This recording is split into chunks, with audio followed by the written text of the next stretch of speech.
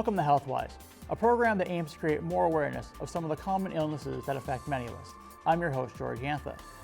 Today, we're talking about lung transplants and how it feels to be given the gift of life from an organ donor. Now, I'm not a medical expert, but I am a recent kidney and pancreas transplant recipient. My guest today is Pastor Ian Robb, who is a lung transplant recipient. Thank you for joining me today, Pastor Robb. Thank you for asking. Right. So we'll start with the first question. Will be, what led you to needing the lung transplant? Well, that's a long story. It's probably going to take a few minutes, but if you'll bear with me, I'll let you know the whole story. I was a healthy guy. I hope I still am a healthy guy, by the way. I was a healthy guy. What age would I be? About 50, 55 years of age. Scratch golfer. I was a pilot and traveled the world for a company that myself and my wife had started. We went out to celebrate, and this is where I got to get this right. I think when we went out to celebrate my birthday, and I had this magnificent steak, which I enjoyed immensely at the time, got home and had this most awful pain low down in my gut. I don't know what it's like for a woman to have a baby, but trust me, this was really bad. It turned out that it was my gallbladder, which was giving out. And my doctor kindly informed me that we'll need to have this operated on. It's nothing to worry about. It'll take scope surgery. You'll be in and out the same day. Well, that was in the September. And by the way, today happens to be the day we were celebrating my birthday. So I got a call from the hospital, which probably should remain nameless for obvious reasons, to say that my appointment would be in December. Well, I was at that time also ministering for the United Church of Canada. And of course, December and Christmas time coming up was a difficult time. However, as luck would have it, I got another phone call a few days later to say, congratulations, we've got an earlier date for you. We have a cancellation. So I went full steam ahead and entered the hospital for this scope surgery. The surgery took place. As they said, I did get home probably for about 2 hours. And then again, the pain was so bad that I could hardly breathe. My wife rushed me back into hospital, and I didn't see the light of day until 6 months later. Wow. I was fed with a concoction of antibiotics. I was on life support for weeks. And what had happened was that in taking the gallbladder out, I'd gone septic, and it spread to my lungs, created a situation which is called ARDS, or acute respiratory distress syndrome.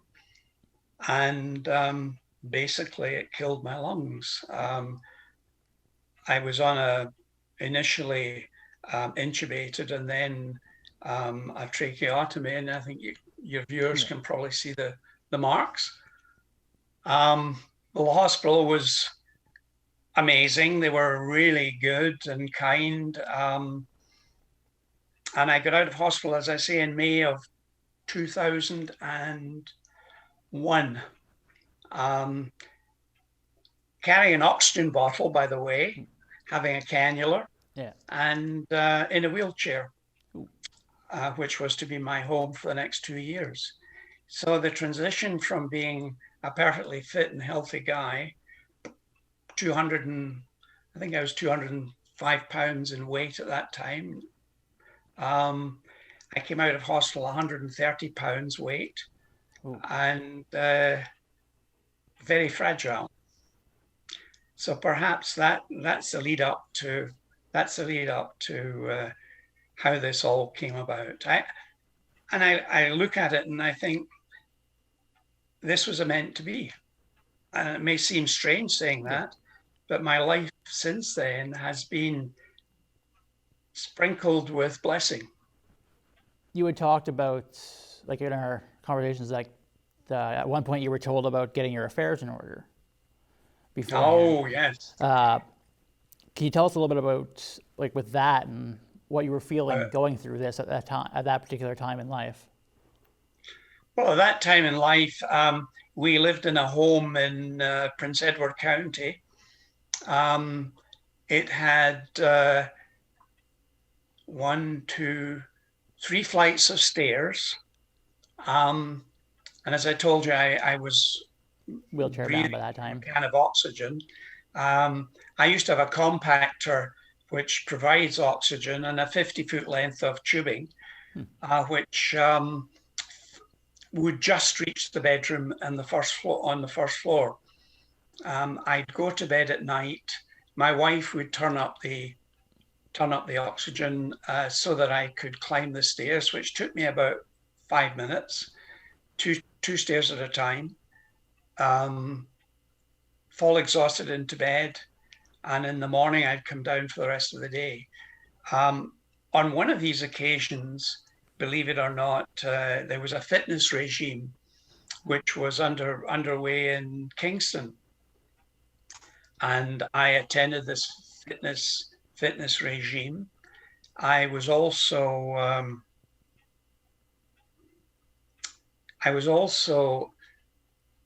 seen by the person who had performed the operation on me originally. And the one question or the one statement that they made, which stuck in my mind, was, okay, this has happened to you, now go home and enjoy your retirement. That was a bitter pill to swallow for somebody who had basically assisted in causing this to happen. But the follow on from there, and to really answer the question that you asked me, I went to a respirologist in Kingston, and perhaps not fair to mention the name, but this lady, whom all lung transplantees will know, she did a whole series of tests, chest x-ray, heart function, etc., etc. And I recall being in a very drafty corridor, and with apologies from the respirologist to say that, I'm sorry, my office is being repaired at the moment. Yeah. I hope you don't mind we're talking here. My wife at my side. And she said, you've had all of the tests. Do you want the good news or the bad news first? And I said, well, let's have the bad news first. And the comment was made to me that you've probably got about 6 months to live, and you should get your affairs in order, which is a no-brainer when you think about it. I listened to that, and then I said, well, if that's the bad news, the good news must be pretty good. And she said, well, I'm prepared to put your name forward to Toronto General Hospital because I think you're a suitable candidate for a lung transplant. And that was probably a year and a half before it actually happened. So good news, bad news scenario, George. And I don't know which was the best or which was the worst, but certainly the bad news was very bad. It's never something you want to hear at any point in life, realistically. Now, being a transplant patient myself too, even just being told that this whatever particular organ that you're having problems with is failing or getting to the worst part. It's always difficult. Like for myself, like apparently my health was getting better. I was actually showing better signs of getting healthier, and then out of nowhere, I get sent to the renal clinic to see the specialist, and I'm told that my kidneys are now failing, which was like apparently I dropped over 20% in functionality in 3 months while my health got better. As for with a lung, obviously it's more just so the the same, life and George. death. For me, it's just living on a machine kind of idea instead.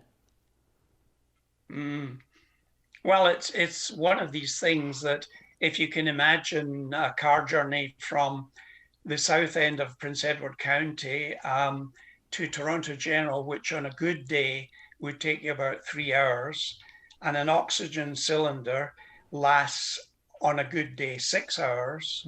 Yeah. So we would travel with 2 oxygen cylinders in the car, hoping that we didn't get held up with bad traffic or such and such, because I wouldn't have enough oxygen to get home.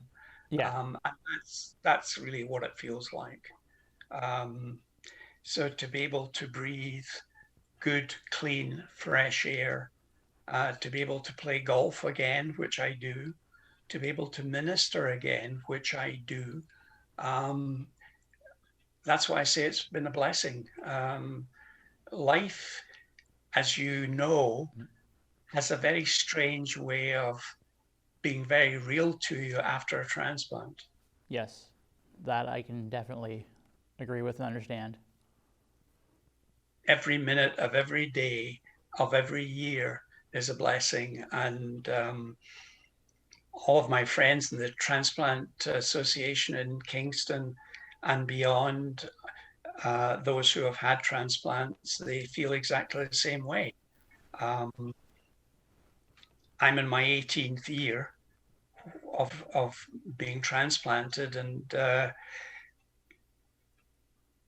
to me that seems very well. It is very, very special to be given that gift. My donor, I don't know who my donor is, but if they ever get a chance to see this program, I thank you from the bottom of my heart for the gift that I've been given. I truly thank them. You mentioned that the doctor had said about sending you to Toronto as a candidate, and you said it was about a year and a half wait, correct? Yes. So it seems like their bad news was a little off at that point, because they said 6 months and your transplant happened about a year and a half later. So, but the process of getting ready for your transplant, like what all did they tell you to expect? It's a very interesting question, because you're asked to be the fittest that you can be. Well, when you're, and I put in inverted commas, a wreck, being as fit as you can be is quite a challenge. Initially, there was dozens of tests, scans, X-rays, blood tests, walk tests, and most of this was done in Toronto at Toronto General Hospital, where they have a beautiful department called it's the fitness room. We used to call it dance class. Myself and my other friends who were waiting on transplant, we call this dance class, because here we were in this gymnasium, small gymnasium, clinical gymnasium, trying to be the best that we could be, on treadmills, on bicycles, lifting weights, etc., etc. Now, when I say weights, I'm talking about something really heavy, like 2 pounds, because that's all I could manage. And on a treadmill with maybe a 1 pound weight wrapped around my legs. My condition at that time, when I went for my, as they call it, walk test, which is a 6-minute walk. After 3 minutes, I was exhausted and couldn't continue the test. Well, they built me up from that, and the lady who is if I like say the manager of this department, a lovely lady. She is very strict, and her strictness serves her well because Mm-hmm. it needs to be that kind of approach to the people that she sees. Um, I continued this, and I said I was given 6 months to live. That would have been in the October because I was transplanted in July of 2003. So that would have been in the October of 2002. So forgive me if I got my dates incorrect. That's okay. You go through this process of trying to be as fit as you can. You're there 3 times a week. So we made the journey from Picton to Toronto General 3 times a week for months. I eventually managed to persuade the powers that be that, well, maybe we could do one day in Kingston because it's easier for us. And they accepted that. They went with that. So I had 2 days in Toronto and one day in Kingston. And well, I won't say I get very fit. I won't say that my biceps went up, but at least it kept me alive, George. It kept me alive. It kept what little lungs I had left functioning, waiting on that big day when the phone might ring. Yeah. And it did ring one day.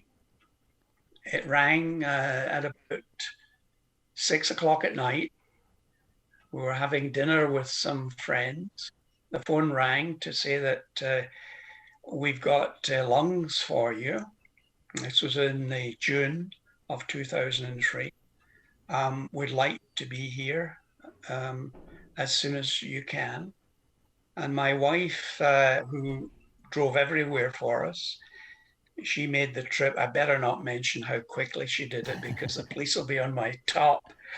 But she made it in record time to Toronto, and it was at the time of the SARS epidemic. Yes. Anyway, we were met. I was taken up to the ward. I was in a bed.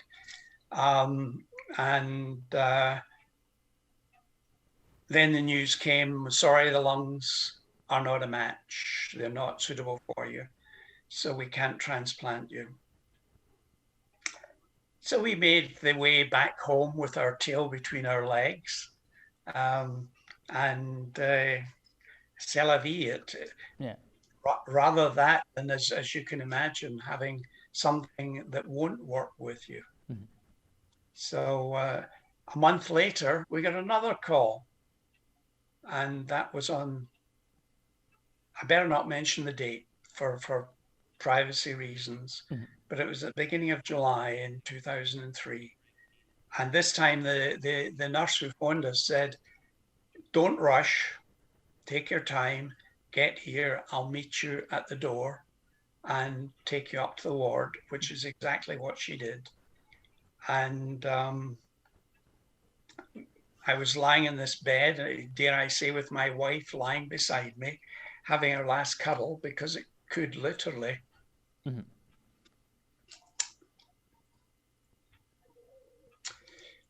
Sorry, I'm a little bit emotional about this because it could have literally been our last cuddle. Yeah. And then the nurse came in with 8 enormous pills, which are cyclosporin pills. Mm-hmm. And she said, when you take these, you know that you're going to have this operation. Mm-hmm.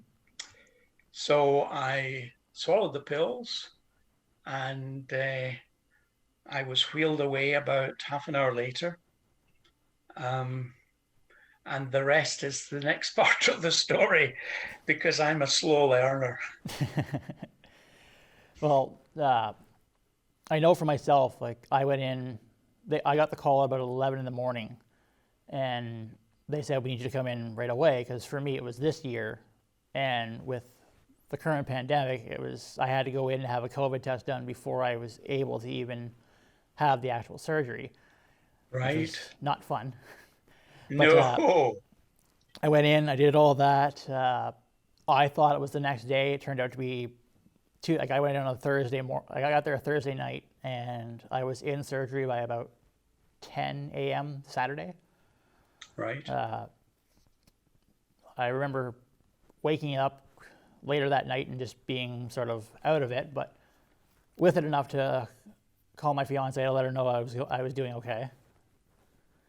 So the recovery time for me wasn't that long. I was between when I arrived at the hospital and came back home was 2 weeks even. Mm-hmm. Apparently that doesn't happen very often. I didn't complain, but I just wanted to go home. Not really comfortable in a hospital anymore. But now I know for me, I have most of my precautions are don't eat this, don't eat that, because it can have effect on the new kidney. Yep. That I've been told don't have to really worry too much with the pancreas, but because it's a life, I'll have it for the rest of my life. Kidney, I was told at best I'd get maybe 20 years out of it, Right.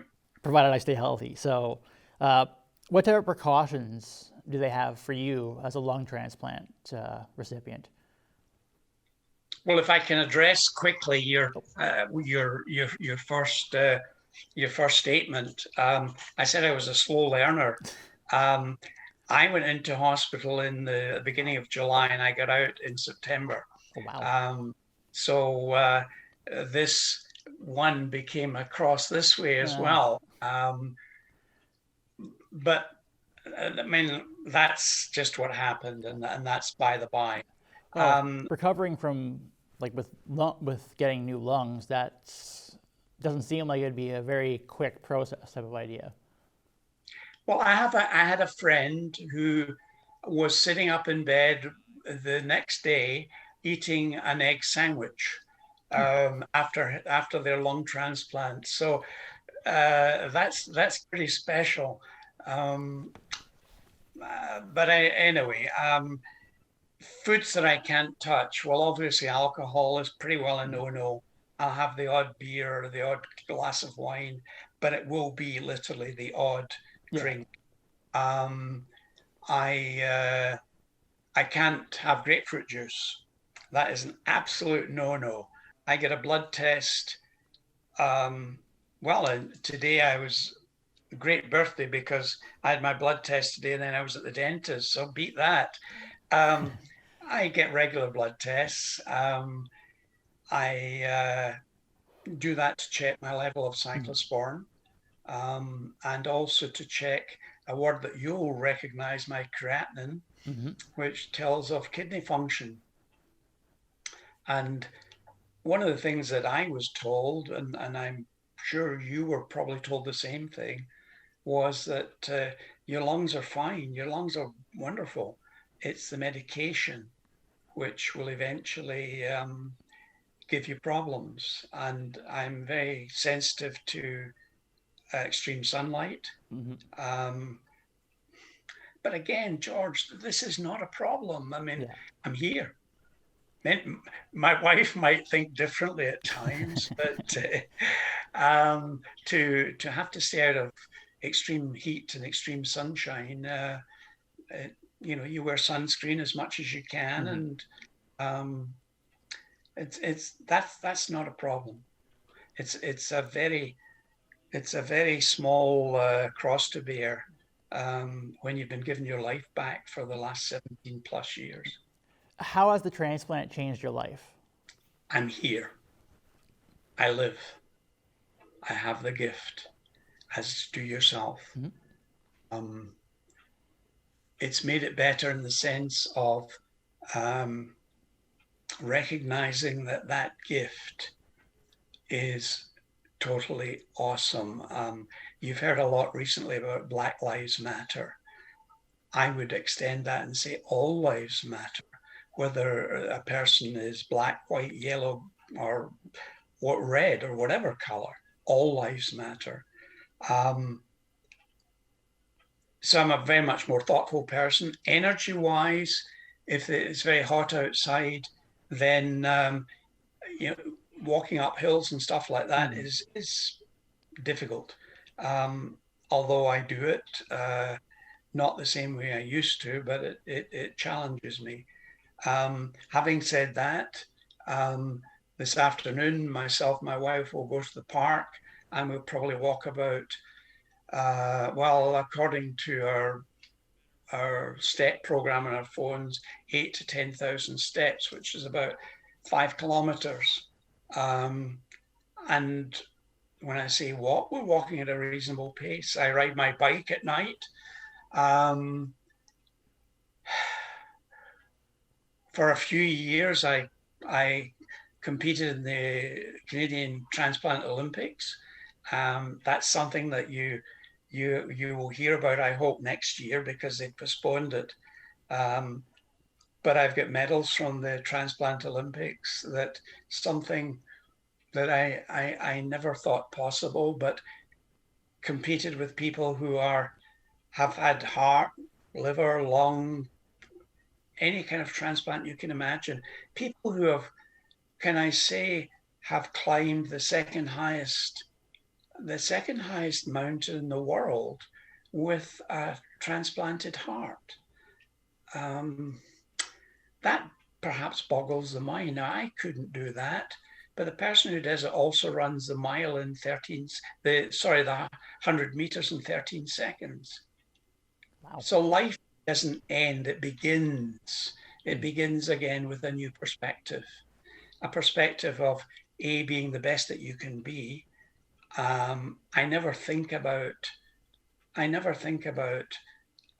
life ending as such, because I'm totally comfortable with that. I don't have any fear of that.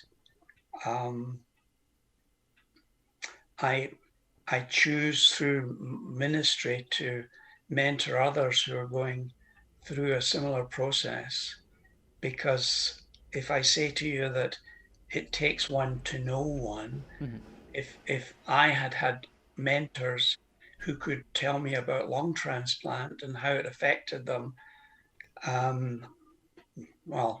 nearly 20 years ago, I don't know whether it would have scared me or not. It would depend on the mentor. But I mentor people who are waiting on transplant. And as I have also told you, we have this transplant organization, which I started along with another 2 lung transplant recipients in 2004. And they are a very successful organization. So that's all the time I have for today, unfortunately. I want to thank you so much for being on the show and talking about what it's been like living with a new set of lungs. And thank you for watching Healthwise here on your TV.